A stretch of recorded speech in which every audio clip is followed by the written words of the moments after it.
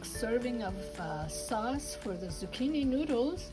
It makes a great dip with vegetables.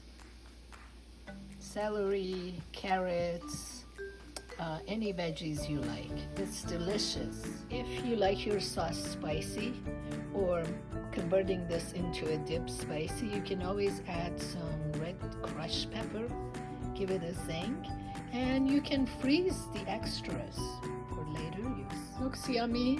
For added crunch, I just crushed some walnuts and a few drops of coconut milk. I can't wait to eat it.